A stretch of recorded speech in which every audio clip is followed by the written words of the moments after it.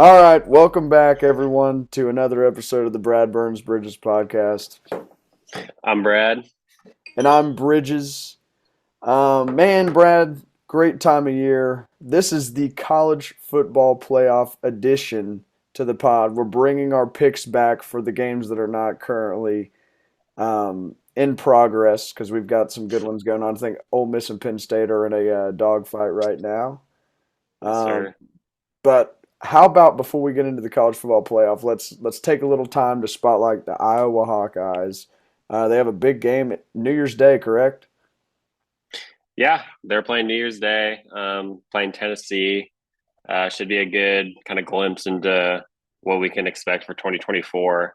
Um, Big news around kind of Iowa football. A lot of guys coming back. Luke Lachey, Jay Higgins, kind of some of the leaders of the 23 team. So, a lot of positive energy out of Iowa City. So, excited for the game. Should be kind of a glimpse into what to expect next year. But Brian Ferentz's last game as OC, so that'll be interesting as well.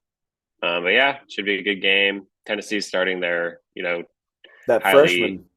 thought of freshman QB, so that'll be interesting as well.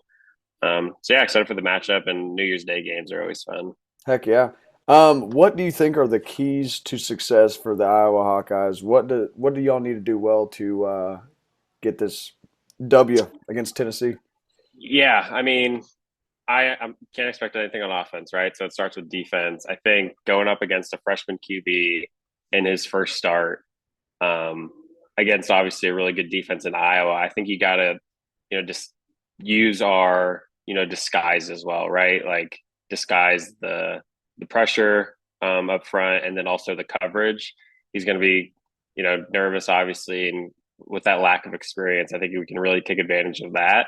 Maybe force a few turnovers, and maybe that's how we get up some points on the board. Maybe even a defensive touchdown. But I think it starts there. Hopefully, Phil Parker can draw some interesting plays and schemes up on the defensive end, and kind of confuse the young quarterback. And hopefully, that's kind of our key to victory. And we'll see what happens. Heck yeah, man. I was about to say, could you imagine coming in first career start having to go up against the Iowa Hawkeyes? Man, Yeah, that's it's one of the tough. worst. Yeah, that's a very tough pill that you have to swallow if you're a Tennessee fan and you're rooting for this young guy. But man, he's was a huge recruit. Yeah, Obviously has a lot of hype around him, so it's going to be really cool to see him go up against a right. talented defense like Iowa. So I that bet is a I big bet he one. does. I bet he makes his plays. It'll be the mistakes that either win or lose in the game. Yeah. Um, just if he can limit the turnovers, I think they have a good shot. But if he starts turning the ball over, I think that's where Iowa can kind of take the advantage. Yeah, you just can't give Iowa a short field because obviously their kryptonite all year long has been having to put together Moving the ball long drives. So you can't give Iowa a for short sure. field, and you can't just give away points, especially when you're in plus territory. So you're looking to put points on the board in the red zone. You can't have turnovers right there. Right. So it's going to be an interesting matchup. So that we're looking forward to that one. Real quick, I want to talk about this Florida State Georgia game. Obviously, it's like a 20.5 point spread. But man, Crazy. what if Florida State comes out and beats Georgia without with their third string quarterback? Just some crazy shit happens, Brad. I'm reading on Twitter that do we just proclaim them national champions? And I'm like, man, there's no way. Georgia didn't even make the college football playoff. But if they go do that, that's insane. I don't think that's going to happen. We're going to pick that game later. But what are you looking at with this Florida State team? Do you think there's even a chance in hell? Uh, there's a chance, but it's small, right? I really like this Georgia team. I mean, I wouldn't have been mad if they had somehow found a way into the playoff, right? I Yeah. mean, we've seen teams in their similar situation, go undefeated, lose like that one last game, and then still find a way in. Especially the amount of talent they have on both sides of the ball. Carson Beck, he was a SEC Player of the Year candidate for a while there. Yep. Coming back next year, so he'll be in the bowl game, firing away. I can kind of sense a little, edge on kind of his game. Just kind of feeling a little doubted, and kind of chip on his shoulder coming back next year, uh, prove some people wrong. And so I expect a big game out of him. Florida State's defense is really good, but you know, it's got to be so deflating, watching Oh them yeah. watch the college football selection show or whatever it was and seeing their name not in the top four. So it'll be interesting to see kind of what energy they bring to the game. This is obviously not where they wanted to be, but still a really good season for them. I mean, Mike Norvell's done a really good job bringing the program back to, even the top five ranking is still really good from where they were. So nothing to hang their head on, but yeah, it should be interesting. But yeah, I'll give a little preview to my pick. I think Georgia's the side here. Yeah. I agree with you, man. It's these bowl games outside of the CFP, like for example, the Ole Miss game that's going on today, they have one player that opted out, that didn't have to deal with injury that's not active, obviously, which is crazy. Because I feel like in this Florida State side, you might have six players on the offensive side of the ball or the defensive side of the ball that have opted out. It's just Right. differences of programs, obviously, when you're that let down. Yeah. You're like, man, I'm done with it. Yeah. You It could see that sucks, last but night. So we're filming this the day after the Cotton Bowl. So we were able to see Ohio State and Mizzou last night. And you could tell Ohio State was just a shell of what they oh my were gosh, yeah.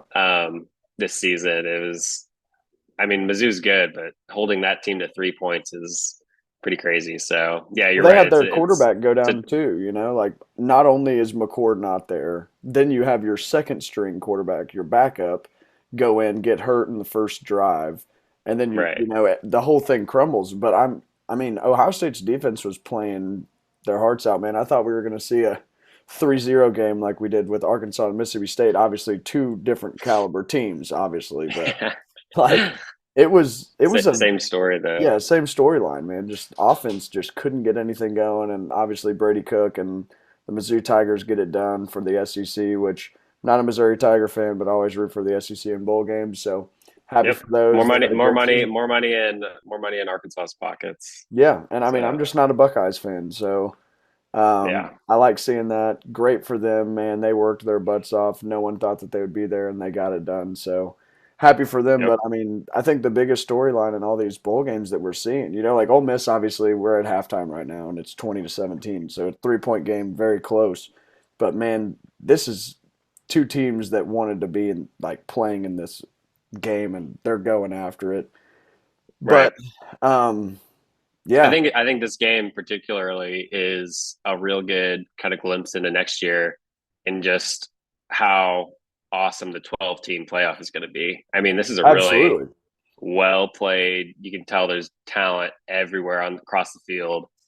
I'm not saying they would go on and win a national championship, but I've seen crazier things. Yeah, Both these teams look really good, and it's just getting me excited for next year with the 12 team absolutely. playoff. Absolutely. Well, how about we pivot over to the college football playoff? I think we should start here with Alabama, Michigan, being that they're the first game played. Brad, what are the keys to victory? Kind of just like if you could hindsight a couple things for both Michigan and Alabama, what does Michigan need to do to get the job done against Alabama, and then kind of go to the other side and give your opinion on what Yeah, needs to get done I here? think I think both teams it comes down to the quarterback. So for JJ McCarthy, I think he needs to find some explosive plays in the passing game. Um, their offense has honestly been a little lackluster their last few games. Hmm. Of late, that game against Iowa, that we obviously both watched pretty closely, their offense did not do anything. And I know the Iowa defense I love, but I mean, this is Michigan we're talking about. They should Yeah, be able to move the ball on anyone, especially how highly people have thought of JJ and that offensive line, and obviously the running game has been there all season. But against Alabama, you're going to have to do more than 3-4 yard runs, right? So I think it comes down to explosive passing plays for Michigan. Those receivers got to get into the game a little more. They've been a little quiet of late, and JJ McCarthy's got the talent, so that'll be what I'll be looking for on that side. And then for Alabama, it's almost the opposite with Jalen Milrow. I expect him to have a big game on the with his legs. He's proved everyone wrong in the passing game kind of aspect. He's been phenomenal all year. But he's like a Derrick Henry esque Yeah, on the ground. He is a beast, and I think that's something Michigan has not seen even close to all year. Especially if you think about the best teams they've played. I mean, Kyle McCord. Uh, I mean, what quarterbacks have they played this year? I mean, not big, not many big no names. one have noticed, right? Yeah, So I think Milrow is going to have a huge game on the ground, and so Michigan's going to have to, work their ass off to, kind of contain him, and it's gonna be a great game. It's definitely the of the two, the one I'm most excited for, and it's in Pasadena. Like you can't beat yeah, this game. It's gonna be, and it's Michigan, Bama, like two of the you know most historic yeah, programs. So it's kind of set up for a good game. yeah, for sure. I think my biggest key, if I'm a Michigan fan, is just time of possession. I think if they can win the clock and run the ball well and keep the ball out of Jalen Milroe's hands, because, like you said, he is an explosive player, whether he's doing it with his arms or legs. He can quick hit, but if you can limit the possessions that they have and control the game with, your two stud running backs, I think that you're in good shape here if you're a Michigan Wolverine fan. Although I do think that they are going to have their hands full with this Alabama offense because, I mean, Georgia, one of the best defensive units in the country, had a lot of problems with this Alabama team. Right? And I think that their confidence is only growing. Like early in the year, man, when they played Texas, they're nowhere near the same team. Not saying that No, Texas is a bad team at all, but they got right? worked in that game. And just, I mean, watching these Missouri Tigers and Ole Miss right now in these SEC bowl games that have kind of taken place so far, man, they are not having any problems putting up a fight with these really big name schools.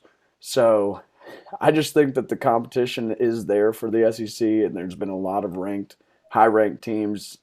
There was 9 bowl games, I think, for the SEC this year, and one of them was played before yesterday in Missouri. So all these are later in the season. So I think that Alabama has seen competition like this. Not saying that Michigan's schedule was easy, but I don't think it's, the Big Ten, obviously. Big Ten West, is that the side I was in? Correct. Yeah. Yeah, so I mean, that's kind of a cakewalk other than Iowa's defense, everything else. So I mean, the SEC has great Yes. teams in the West and the East. So I think that they were bred for this moment, and I think it's going to be two heavy hitting teams going at it. And I hope that it comes down to the last possession. I'll leave my prediction out for the end, but yeah, I think it's going to be an awesome, awesome game to kick off things for the college football playoff. You got anything else on this, Brad? Yeah. Excited to see the coaching matchup as well. I mean, you can't get two bigger names in Harbaugh and Saban. Both, you know, you would think are towards the end of their college careers. Saban, we would guess, is nearing retirement. Harbaugh, with the rumors out, going to the Chargers. So very Yep. interesting dynamic there as well. Both, eager to possibly end their careers at the national championship. So that's something to look for as well. Just maybe some interesting coaching tactics, decision making towards late game. Two of the best in the sport. So just something else to watch. Yeah, for sure. That's a great point, man. These two of probably the most famous college coaches in the game Yep. going. This has a national championship feel to it to me. Oh Not my trying to gosh. discredit. I don't even know what you could Yeah, add to make yeah, this game more symbolic. I mean, it's Rose Bowl, yeah, uh, Michigan, Bama, Saban, Harbaugh. Like it's gonna be a good one. New Year's Day. yeah, for sure, man. What a way to kick off the new year and the college football playoff. I love having this game first. I think you're, you know, not taking anything away from Washington and Texas. They obviously deserve to be there. But man, this matchup to me just like blows the other one out of the water. It's got that national championship feel to it. Um, Yep. with that being said, why don't we talk a little bit about Washington and Texas? Because in my opinion, Washington is a team that has just gotten it done all year long. It's been ugly at points. They've looked good at times. They've looked bad at times. They barely beat Washington State. They struggle, and then they pretty much dominate the game versus Oregon. They win the turnover battle. They get through. Penix doesn't put the team in jeopardy. They get the job done. And Texas, man, Texas has looked very good as of late. They were kind of shaky there, obviously losing to Oklahoma, which is a good team. Not as good as people thought when that was going on, but they get their Right. stuff together. They run the Big 12, absolutely dominate the Big 12 championship on their way out. Um, but yeah, this matchup's good too, man. A lot of Quinn Ewers today. I saw that he was doing his media, and there's a picture circulating that Arch Manning's getting more time with the reporters and all that. And they're starting quarterback for the thing, which I thought was funny. But Makes sense. yeah, for sure, the name and everything. But yeah, Brad, why don't you run us through, break down what does each team need to get Yeah. done? Well, I'll start with kind of just my thoughts on both teams. So Washington coming in here, like you said, I mean, kind of a rocky road roller coaster of a season, right? I mean, they come in with an unblemished record, 13-0, Pac-12 champs. Reminds me a lot of last year's TCU team. Yeah, Um, just did enough to get by each and every game. You know, played their schedule, beat the teams on.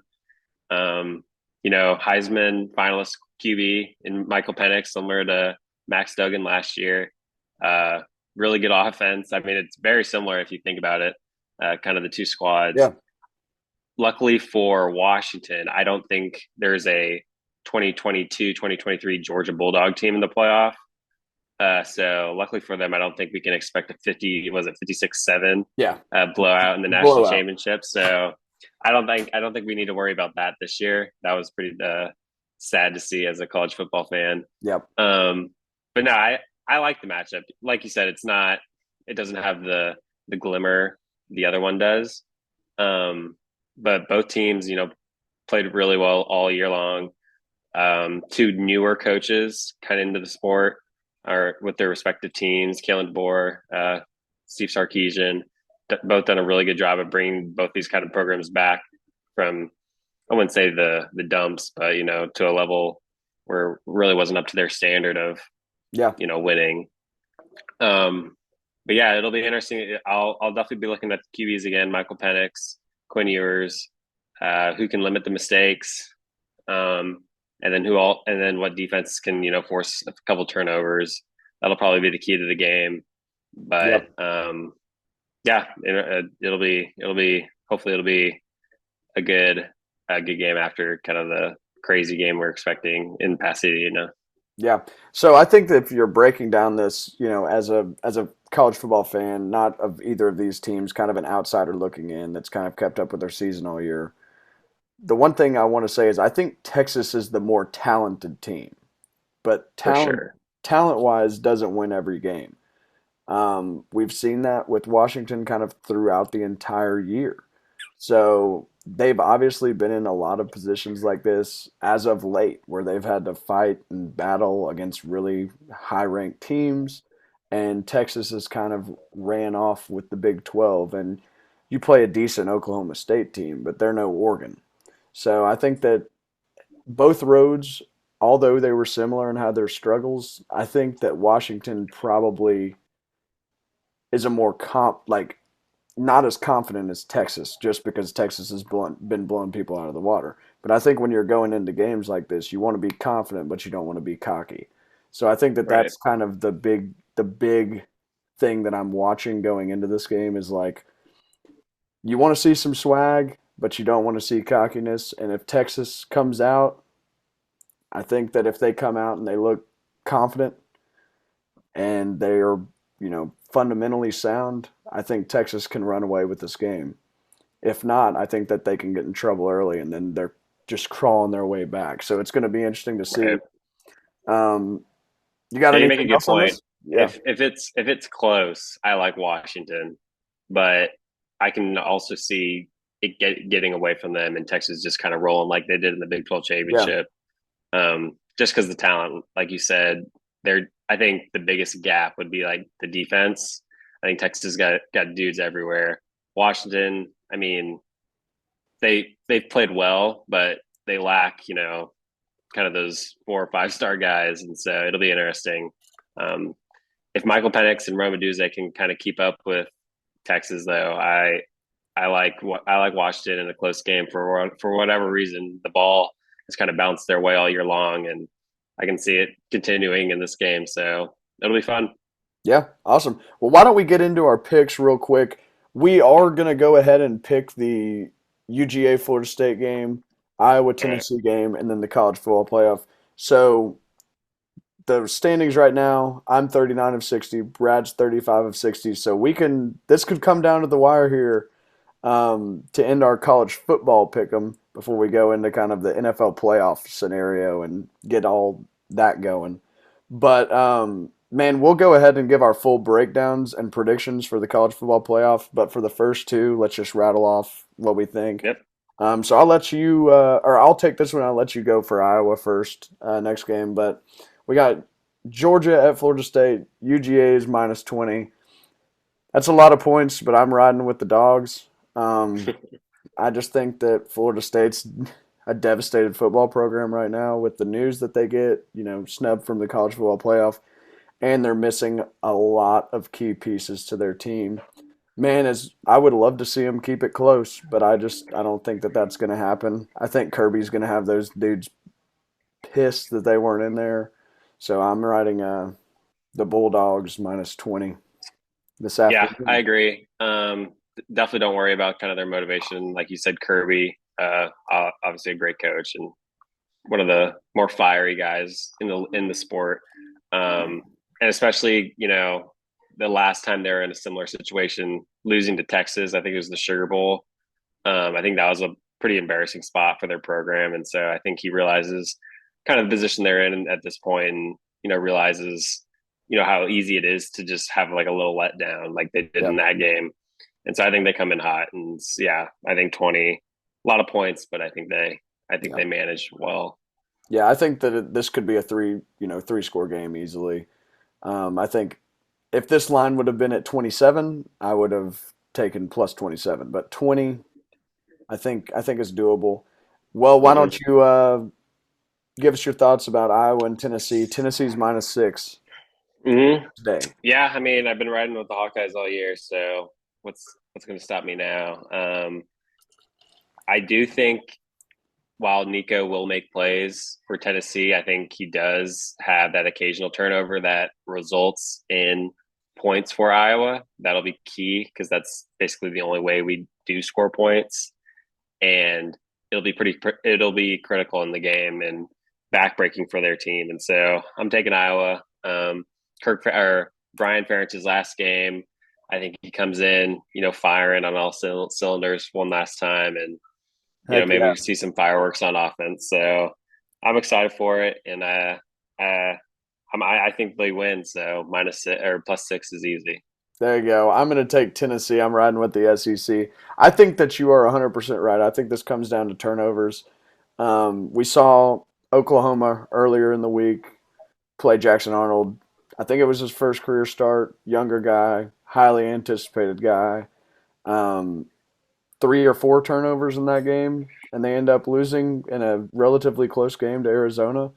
Turnovers can get out of hand here, but I am going to ride with the SEC and take Tennessee minus 6. Brad, let's start off with Alabama and Michigan. What is your prediction? What do you think is going to happen in the game, and how is it going to be done? Um, Michigan is minus 2. Yeah. I guess not surprising. They're the number one team in the country. Um, but they've been struggling of late, and I'm very interested to see how JJ McCarthy plays. Um, I think having Harbaugh back is key. I think him missing those 3 games to end of the year, I think was hard on JJ and that offense. We forget Jim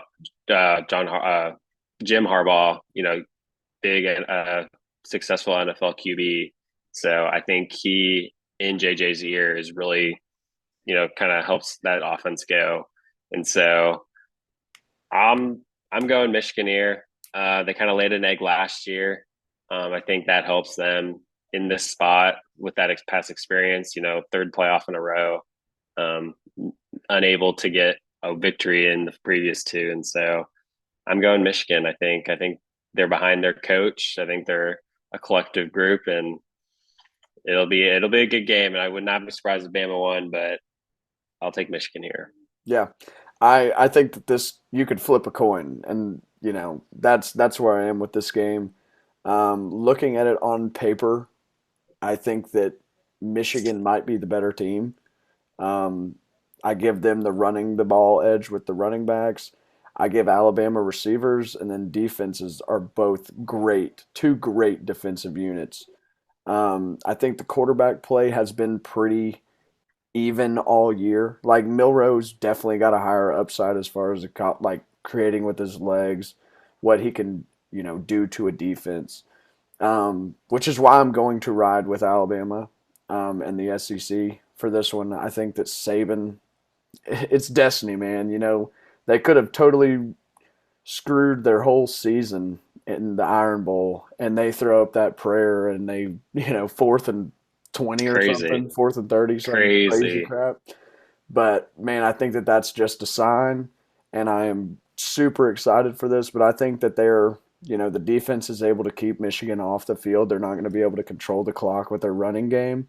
They're going to have to hit some big throws in the passing game, and I think that Alabama gets it done. I think this is a one-score ball game. Comes down to the last possession, either getting a stop or putting points on the board. But I'm riding with the Tide, man. +2, just like pretty much 90% of the sports bettors. So Vegas knows, man. There's a reason that gambling is a thing. Usually, when 90% of the people are on the same bet, it doesn't work. So it's going to be interesting to see. But let's jump into Texas and Washington. Texas is -4 here. And I think that you were spot on with what I was thinking when you were saying, if this is a close game, I'm going Washington. And I just think when the stakes are this high, and we've really got, in the past, we've had two really dominant teams, one really dominant, one better than two, and then two way better than three and four. I don't think this is or that is the case this year. Um, I think Washington's able to keep it close, and they just have so much experience in really high level close games all year long, like beating Oregon twice. And then the Pac-12 was good this year. They played a lot of close games, so I'm going to lean Washington +4 here. So I'm going with two underdogs, which is probably not good for me. But I'm riding Washington +4 in this game. One score ball game as well. I actually agree. I think I like Washington in this spot. Like I said, they remind me a lot of TCU last year, and we all remember TCU beating Michigan, which was a huge surprise to a lot of us. Um, the underdog in that game, and I like Washington. They've kind of had the mojo all year. Michael Penix has been awesome. I don't think that changes in this game. For some reason, I just like their experience more. I don't know Yeah. really where that comes from. I just see Texas as this young kind of new kid on the block, and I'm not sure how they perform in this spot. Um, Whereas Michael Penix, fifth year guy, I think, comes in here, and I think the lights aren't too bright for him, and I think they perform well, and I think they take this game. Yeah. I mean, this is the definition of, Texas is back. It's been said for years, years, years, and they've never achieved something like this, and it's finally here. I think that they have a whole lot of pressure. So I just don't see this game being a blowout. Like, I think all these games are going to be close. So I think we're in for a treat, man, and All right, we'll see. But yeah, can't shout wait. out the Detroit Lions for winning their division. They have stamped home field advantage in the playoffs. And we look Big game forward to, tonight. yeah, big game tonight against the Cowboys. I'll be watching closely. I'm sure you will be too, Brad. Um, Absolutely. it's messing my head up, man, because Cowboys are my team, but I'm not mad if the Lions do well. But I'm rolling with the Cowboys in that one tonight. But we'll see, Very man. nice. Well, we got a good Sam Laporte is my guess, so I'm going heck Lions. yeah. Heck yeah. Heard that. Man, well, it was fun. Good talking about all these games with you. Make sure to like and subscribe to the Yes, channel sir. if you're watching this. And we appreciate everything, man. we'll touch base after the new year, man. Happy New Year, Brad. Yes, sir. Happy New Year, everyone.